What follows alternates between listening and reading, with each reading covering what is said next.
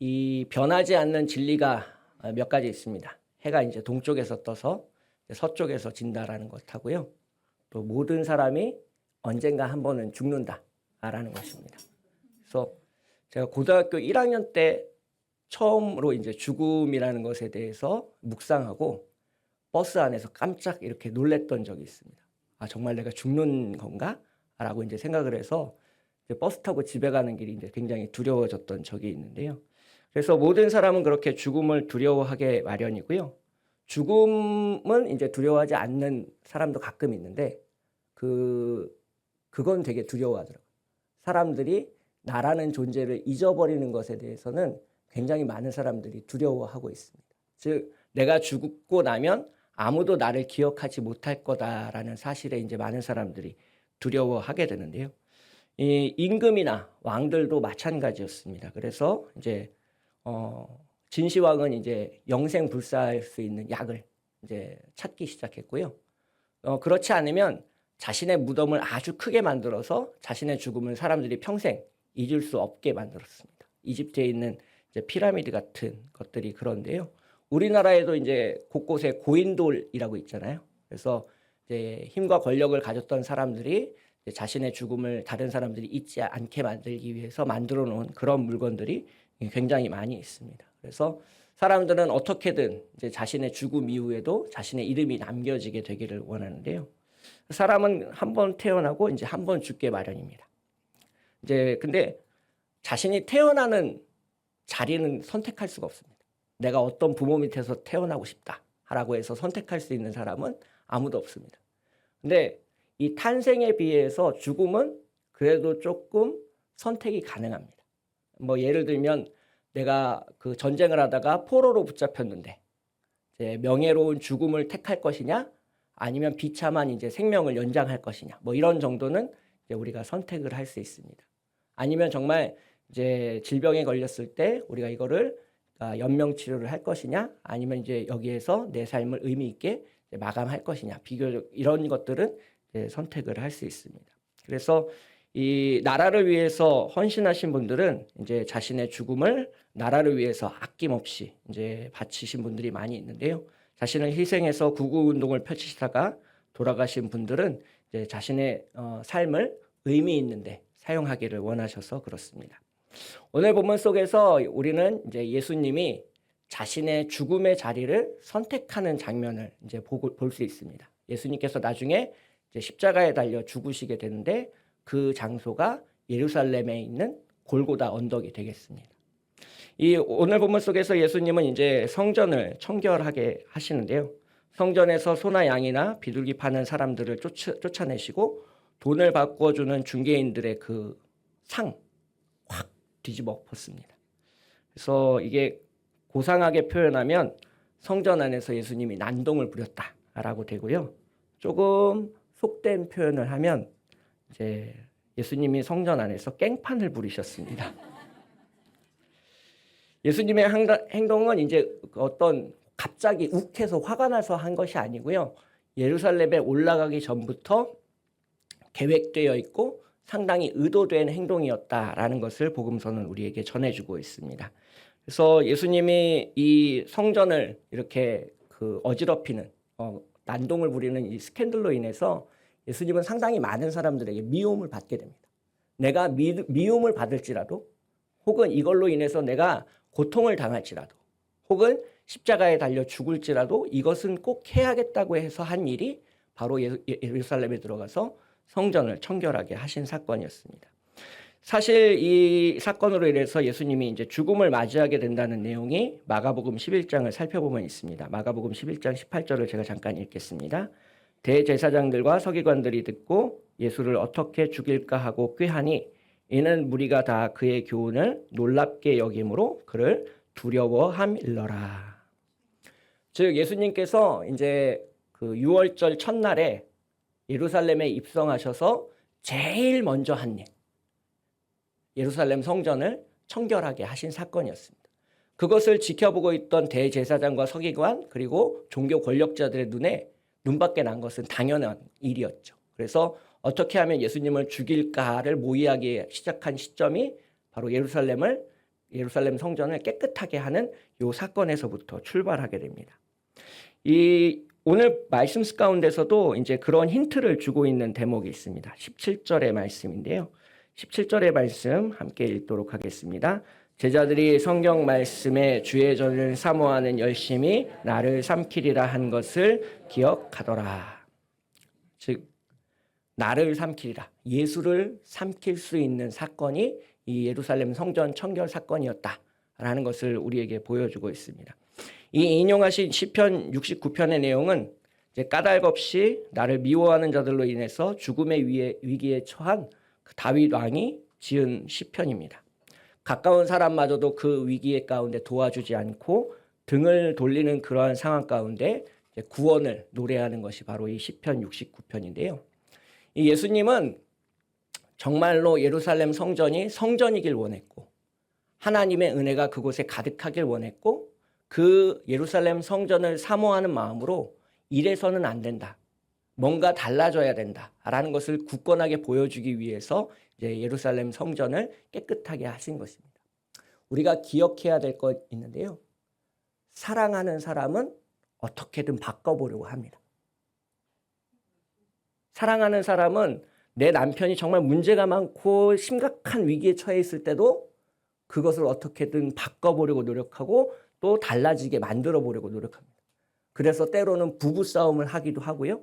때로는 이제 말싸움을 하기도 합니다. 왜? 달라지길 원하니까.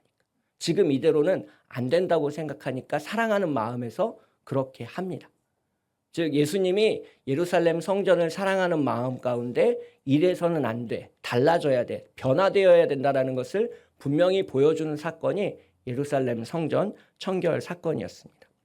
그래서 사실 오늘 설교 제목을 유월절과 성전 청결 이렇게 하려고 했습니다. 조금 철학적으로 멋있게 보이려고 이제 설교 제목을 그렇게 할까 생각해 보았는데요. 이 요한복음을 읽어보시면 예수님께서 그 유월절에 예루살렘을 3번 올라가시는 것으로 기록하고 있습니다. 그래서 이 요한복음을 읽으실 때 이 3이라는 숫자는 굉장히 중요한데요. 이 유월절이 총 3번 등장합니다. 처음 이제 유월절이 등장하는 본문이 오늘 우리가 읽은 이제 요한복음 2장이 되고요. 이 요한복음 2장 그래서 이 13절을 살펴보시면 유대인의 유월절이 가까운지라 예수께서 예루살렘으로 올라가셨다라는 표현이 등장하는데 이 비슷한 표현이 이제 2번 더 등장합니다. 요한복음 6장 4절을 보시면 제가 잠깐 읽겠습니다. 마침 유대인의 명절인 유월절이 가까운지라. 요한복음 6장에 한 번 더 올라가시고요. 11장 55절을 보시면 유대인의 유월절이 가까움에 많은 사람이 자기를 성결하게 하기 위하여 유월절 전에 시골에서 예루살렘으로 올라갔다라고 표현하고 있습니다. 즉 11장 55절에 시작되지만 실제적인 내용은 요한복음 12장부터 마지막 장까지가 마지막 예수님의 유월절을 기록하고 있습니다. 그래서 2장, 6장, 12장부터 쭉 이제 예수님이 유월절에 예루살렘에 올라가셨다라는 내용을 기록하고 있는데요. 이 3번에 걸쳐서 올라가실 때마다 아주 굵직굵직한 사건이 있습니다. 첫 번째 예루살렘을 올라가셨을 때는 오늘 우리가 읽은 대로 성전을 청결하게 하시는 사건이 일어났고요. 2번째로 예루살렘을 올라가셨을 때는 무슨 일이 일어났게요? 네, 오병이어 사건이 일어났습니다. 오병이어의 사건이 이제 예루살렘에 일어나게 됐고요. 마지막 3번째는 이제 우리가 잘 알고 있듯이 십자가의 죽음과 부활 사건이 일어나게 됩니다. 즉 예수님이 예루살렘에 유월절에 올라가실 때마다 아주 신학적으로 또 우리의 구원에 아주 중요한 일들이 이제 펼쳐지고 있다라는 것을 우리가 알 수 있는데요. 여기서 우리가 이제 좀 상식적으로 알고 넘어야 될 부분이 있습니다. 오늘 본문 이제 13절을 보시면 유대인의 유월절이라고 표현하고 있다라는 겁니다. 그냥 유월절이 아니고 기독교인의 유월절이 아니고 유대인의 유월절이라는 겁니다.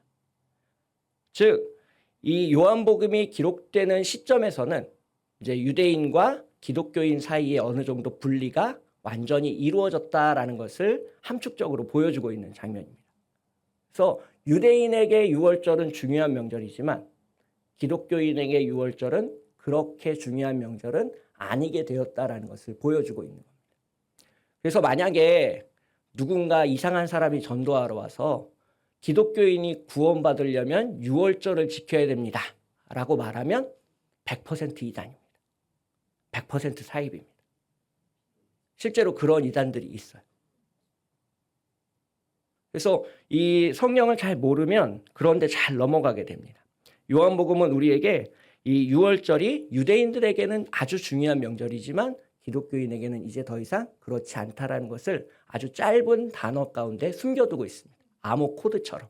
그래서 이 오늘 본문 가운데 이제 이 유월절에 예수님께서 어떤 마음으로 그리고 어떤 생각으로 성전 청결을 일으키셨는지를 함께 살펴보도록 할 텐데요. 15절, 16절의 말씀을 함께 읽겠습니다. 15절, 16절입니다. 노끈으로 채찍을 만드사 양이나 소를 다 성전에서 내쫓으시고 돈 바꾸는 사람들의 돈을 쫓으시며 상을 엎으시고 비둘기 파는 사람들에게 이르시되 이것을 여기서 가져가라. 내 아버지의 집으로 장사하는 집을 만들지 말라 하시니. 이 마가복음을 읽어보면 여기에 조금 더 이제 보태는 내용이 나와 있습니다. 마가복음 11장 17절을 제가 잠깐 읽겠습니다. 이에 가르쳐 이르시되 기록된 바 내 집은 만민이 기도하는 집이라 칭함을 받으리라고 하지 아니하였느냐. 너희는 강도의 소굴을 만들었도다 하시매. 이 마가복음에는 굉장히 언어가 셉니다. 강도의 소굴 이렇게 표현하고 있는데 요한복음에서는 어느 정도 순화시켜서 장사하는 집을 만들지 말라라고 이제 표현하고 있는데요. 여기서 우리가 또 이제 은근히 잘 모른 채 넘어가기 쉬운 부분이 있습니다. 예수님께서 예루살렘 성전을 뭐라고 얘기하셨냐면 내 아버지의 집이다라고 이야기하고 있습니다. 그냥 성전이 아닙니다. 내 아버지의 집입니다. 그리고 이 만민이 기도하는 집이다라는 표현을 이제 살펴보게 되면 이사야 56장에 등장하게 되는데요. 하나님께서 성전을 가르치셔서 내 집이라고 표현하시는 것과 마찬가지로 예수님께서 지금 내 아버지의 집이다라고 얘기하고 계신 겁니다. 그래서 요한복음은 분명하게 얘기하고 있습니다. 예수님이 하나님의 아들이시고 예루살렘 성전이 하나님의 집이라면 예수님께서 내 아버지의 집이다라고 말씀하실 수 있는 그런 공간이다라고 분명하게 이야기하고 있는 것입니다. 그래서 우리가 교회를 아버지의 집이라고 부를 수 있는 그러한 친밀함 그리고 주님을 향한 사랑이 가득하시기를 주님의 이름으로 축복합니다. 여기서 이 집이라는 표현에 해당하는 이제 헬라어는 잘 알고 계시는 분들도 계실 텐데요. 오이코스라는 이제 헬라어를 사용하고 있습니다. 이 오이코스라는 단어는 이제 어떤 장소나 물리적인 개념이 아닙니다. 관계적이고 이 사람에게 초점을 맞추어 준 그런 개념인데요. 아버지랑 어머니 그리고 자녀들이 함께 살아가는 공간이 이 오이코스의 의미가 됩니다.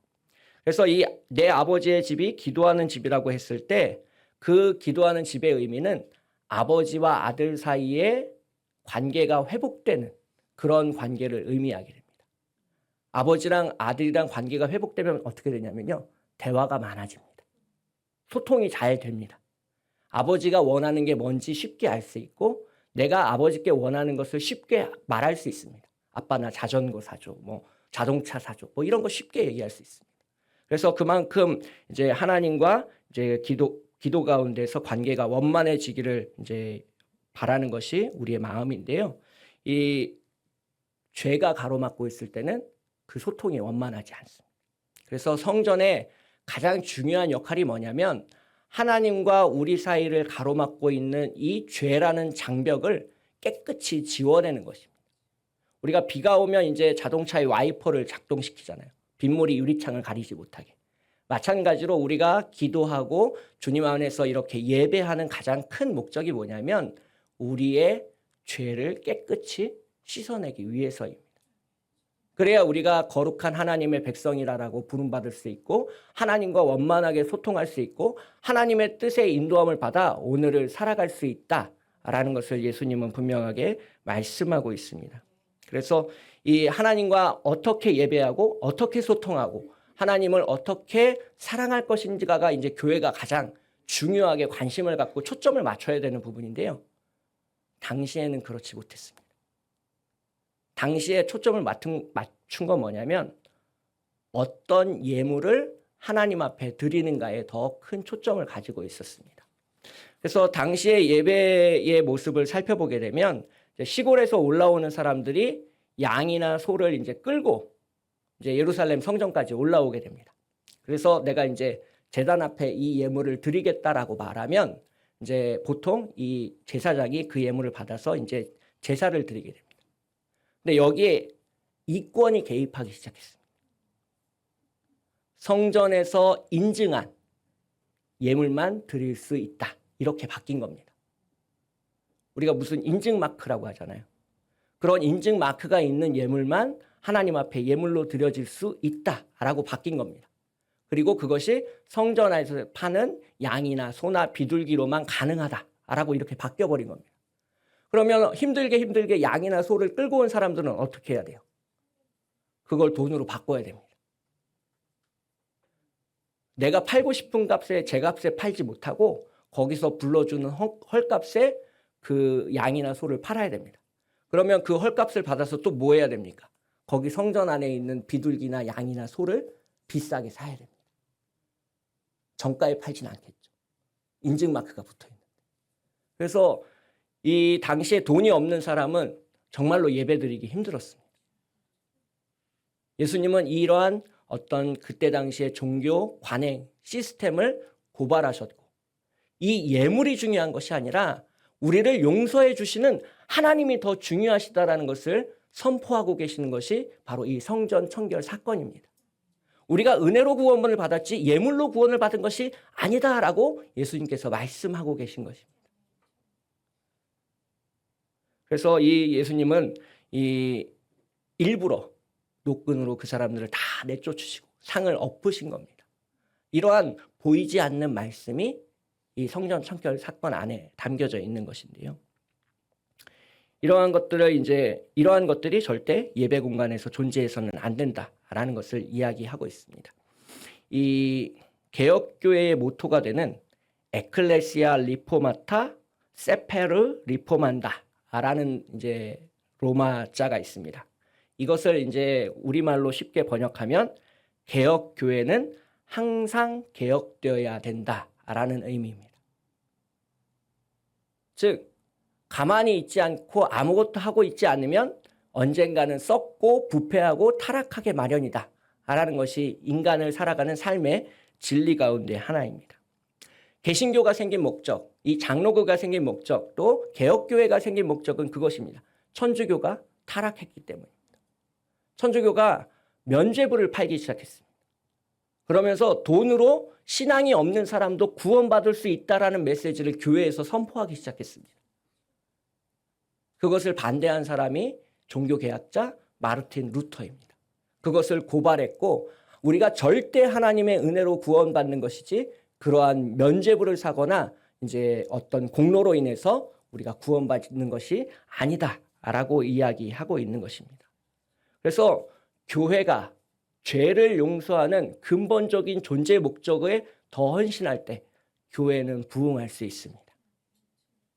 어떻게 하면 사람들을 더 끌어모을까? 어떻게 하면 더 많은 헌금을 이끌어낼까가 관심사항이 아니라 어떻게 하면 죄를 용서받는 그 구원의 은혜를 전파할 수 있을까를 더 큰 관심을 가질 때 교회는 교회다워질 수 있고 교회는 새로워질 수 있고 하나님의 은혜를 담는 놀라운 그릇이 될 수 있다는 것을 믿는 우리 모두가 되시길 주님의 이름으로 축복하겠습니다.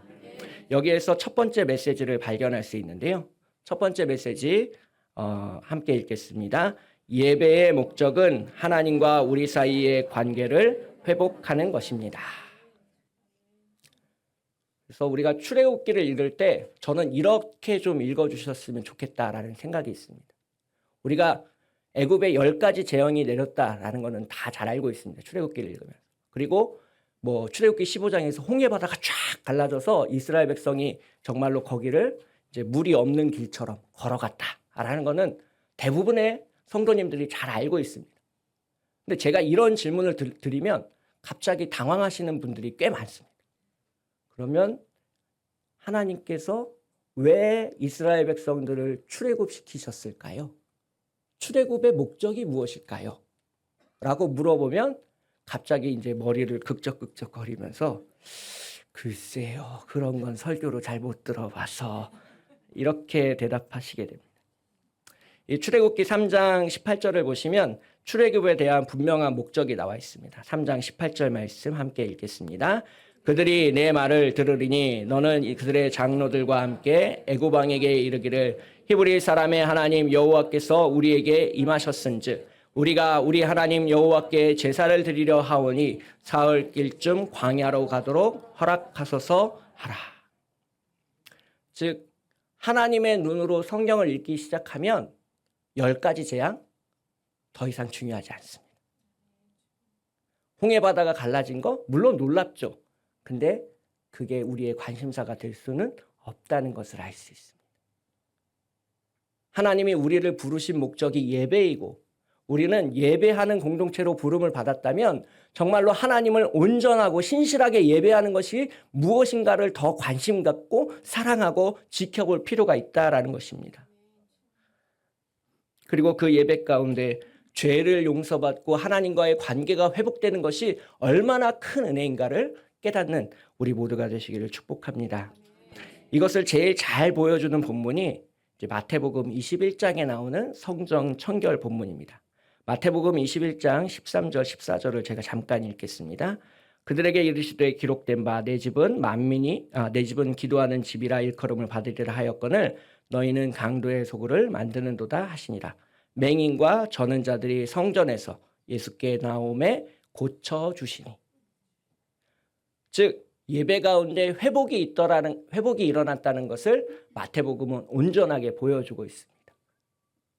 눈을 뜰 수 없어서 하나님께 예배 드릴 수 없는 사람, 다리가 온전하지 않아서 성전으로 달려갈 수 없는 사람들을 주님께서 회복시키셨고 그들이 온전히 예배 드릴 수 있도록 주님께서 도와주시고 은혜를 주셨다라는 것을 분명하게 보여주고 있습니다.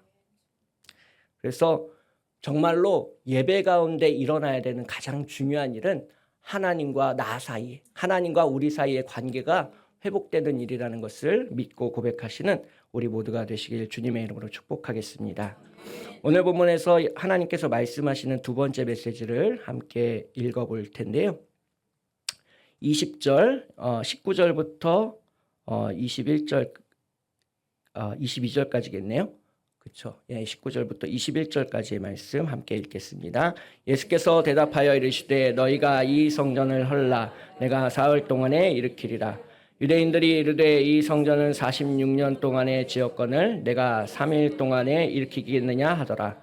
그러나 예수는 성전된 자기 육체를 가리켜 말씀하신 것이라. 그래서 이 본문 때문에 제가 설교 제목을 내가 일으키리라 라고 정했습니다. 유대인들은 지금 자랑하고 있습니다. 예루살렘 성전이 46년 동안 지은 놀라운 건물이다 라는 것을 자랑하고 있습니다. 이제 구약 성경부터 이제 신약 시대까지 예루살렘 성전은 건축되었다가 파괴되었다가 다시 건축되기를 반복합니다. 예수님 당시에 이제 성전을 우리가 이제 헤롯 성전이라고 부르거든요. 보통 이 헤롯이라는 인물은 이제 아버지 헤롯, 보통 이제 헤롯 대왕이라고 부르게 되는데 마태복음 2장에서 어린 예수님을 죽이기 위해서 이제 한 마을에 2살 이하의 어린이를 다 전멸시켰던 그 헤롯 왕을 이야기하고 있습니다. 그래서 이 헤롯 성전을 지은 이제 까닭이 있는데요. 이 헤롯이라는 인물은 이제 엄청난 부자였습니다. 왕이 되기 전에. 그래서 로마에 이제 이 돈을 거액의 헌금을 하고 이제 분봉왕의 자리를 받게 됩니다. 유대 지방을 다스리는 분봉왕의 자리를 이제 로마로부터 얻게 되는데요. 이제 당연히 돈 주고 그 자리를 샀으니까 사람들이 그렇게 좋아할 리는 없겠죠. 거기다가 더 치명적인 약점이 이 헤롯 왕에게 있었습니다. 이 헤롯 왕이 유대인이 아니었습니다. 아버지가 에돔 사람이었습니다. 그래서 에돔에서 커서 자란 사람입니다. 그러니까 야곱의 형인 에서가 다스린 지역 그 에돔 땅에서 컸기 때문에 이방인 중에서도 이방인의 취급을 받는 사람이 지금 유대인의 분봉왕으로 앉은 겁니다. 사람들에게 관심도 없고 인기도 없으니까 이 헤롯 왕이 머리를 쓰게 됩니다. 정치력이 아주 좋았던 사람이었던 걸로 보입니다. 그래서 유대인들이 좋아하는 일을 하게 됩니다. 46년 동안 많은 돈을 들여서 성전을 크게 짓게 된 것이죠. 그래서 들리는 말에 의하면 그 성전을 들어가면 저절로 무릎 꿇게 된다는 겁니다. 화려한 금과 은으로 치장되어 있는 성전 안으로 들어가면 마치 정말로 세상에 볼 수 없는 아름다움을 맞이한 것처럼 그런 아우라에 휩싸이게 되고 저절로 무릎을 꿇고 눈물을 흘리며 예배드리게 되어 있을 만큼 아름답다라고 이제 이야기가 전해져 오고 있습니다. 화려하고 이제 지상에서는 보여줄 수 없는 아름다움의 극치를 그 장소가 가지고 있었는데요. 예수님이 그 성전 안에서 지금 그렇게 말씀하고 있는 겁니다. 이 성전을 헐라, 이 성전을 파괴하라. 얼마나 황당하고 당혹스러운 이야기입니까? 지금 예수님이 그전엔 다 엎으셨잖아요. 안 그래도 화가 나고 짜증난 상황인데 예수님의 말씀이 사람들의 분노를 더 자극했을 것입니다. 그런데 이 예수님의 말씀, 너희가 이 성전을 헐라, 내가 사흘 동안에 일으키라라는 말씀은 우리가 부활의 빛 아래 온전히 서지 않으면 이해할 수 없습니다. 본문 이제 21절, 22절의 말씀을 함께 읽을 텐데요. 21절, 22절 말씀 함께 읽겠습니다. 그러나 예수는 성전된 자기 육체를 가리켜 말씀하신 것이라. 죽은 자 가운데서 살아나신 후에야 제자들이 이 말씀하신 것을 기억하고 성경과 예수께서 하신 말씀을 믿었더라. 즉 22절에서 제자들도 고백하고 있는 겁니다. 우리도 그때 몰랐어. 우리도 이 성전을 헐라라는 예수님의 말씀을 그때 당시엔 알 수 없었어. 예수님이 부활하시고 난 이후에야 우리도 깨달을 수 있었다라고 이제 제자들이 솔직하게 고백하고 있는 것입니다. 특별히 이 22절의 말씀은 11절과 병행해서 읽을 필요가 있는데요. 요한복음 2장 11절의 말씀 제가 잠깐 읽겠습니다. 예수께서 이 첫 표적을 갈릴리 가나에서 행하여 그의 영광을 나타내심에 제자들이 그를 믿으니라. 이 지난 스웨베 설교 시간에 이제 물이 변하여서 포도주로 변하는 이제 그런 본문을 다뤘잖아요. 그 본문의 마지막 결론이 뭐였냐면 기적을 통해서 제자들이 예수님이라는 사람을 믿게 되었다는 겁니다. 하나님의 아들로. 그러면 이 두 번째 사건, 예루살렘의 청결 사건으로 인해서 벌어진 일은 무엇이냐면 예수님이 부활하신 이후에 그때 말씀을 되새겨 보니까 성경과, 여기서 성경이라는 것은 구약 성경을 말씀합니다. 그리고 예수님이 하신 모든 말씀이 진리였다라는 것을 믿게 되는 것입니다. 즉 예수님에 대한 믿음이 두 번 자라게 되는 겁니다. 처음에는 예수님에 대한 그냥 맹목적인 믿음이었다가 두 번째는 예수님의 말씀과 행적이 정말로 하나님의 아들로서 이 땅 가운데 행하신 것이었다라는 믿음이 새기게 된 것입니다. 이 요한복음이 대략 이제 주후 100년경 정도에 쓰여졌다라고 이제 알려져 있는데요. 이 100년경에는 어떤 일이 있었냐면 이제 70년에 로마 군대가 예루살렘을 이제 공격하게 됩니다. 그래서 성전이 다 무너지게 되고 돌 위에 돌이 정말로 하나도 남아있지 않게 됩니다. 그렇지만 예수님에 대한 믿음은 2000년을 지난 지금까지도 전하여지고 있고 세계 곳곳에 전파되고 있다라는 것을 우리에게 보여주고 있습니다. 그래서 눈에 보이는 어떤 것을 믿는 것이 아니라 하나님의 말씀과 성경을 믿으시는 우리 모두가 되시길 주님의 이름으로 축복하겠습니다. 여기에서 두 번째 메시지를 발견할 수 있는데요. 함께 읽겠습니다. 부활하신 예수님 안에 있을 때 우리는 교회입니다. 우리는 보통 예수님을 교회의 머리라고 말하고 교회를 예수님의 몸이라고 표현하게 됩니다.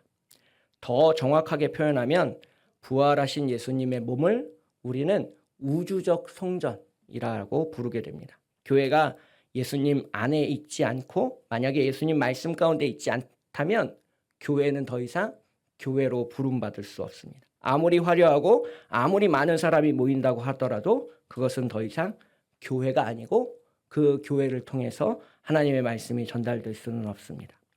요한복음 15장 7절에서 예수님은 이렇게 말씀하셨습니다. 제가 잠깐 읽겠습니다. 너희가 내 안에 거하고 내 말이 너희 안에 거하면 무엇이든지 원하는 대로 구하라 그리하면 이루리라. 우리가 예수님 안에 거하고 예수님의 관계가 회복되며 그 온전한 하나님 아버지와의 소통이 이루어질 때 우리는 교회라고 부를 수 있고 하나님께 우리의 모든 것을 아뢰을 때 정말로 이 산이 옮겨져 바다에 빠지는 놀라운 일을 경험하실 것이라는 것을 믿고 의지하는 우리 모두가 되시길 주님의 이름으로 축복하겠습니다.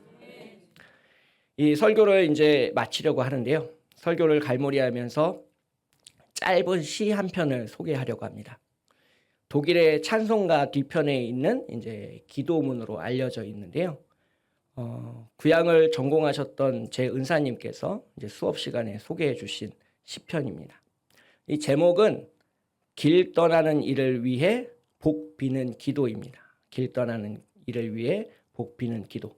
제가 그렇게 목소리가 좋진 않은데 잠깐 낭송해 보도록 하겠습니다. 길 떠나는 이를 위해 복 비는 기도. 주님이 그대 앞에 계셔서 그대에게 바른 길 보이시길 바랍니다. 주님이 그대 곁에 계셔서 그대를 팔로 껴안아 지키시기 바랍니다.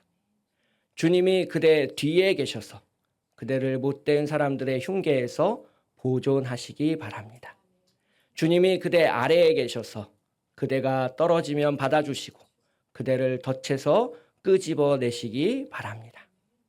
주님이 그대 안에 계셔서 그대가 슬퍼할 때 그대를 위로하시기 바랍니다. 주님이 그대 둘레에 계셔서 그대를 남들이 덮칠 때 막아주시기 바랍니다. 주님이 그대 위에 계셔서 그대에게 복 주시기를 바랍니다. 이처럼 은혜로우신 하나님이 그대에게 복 주시기를 바랍니다. 함께 기도하겠습니다.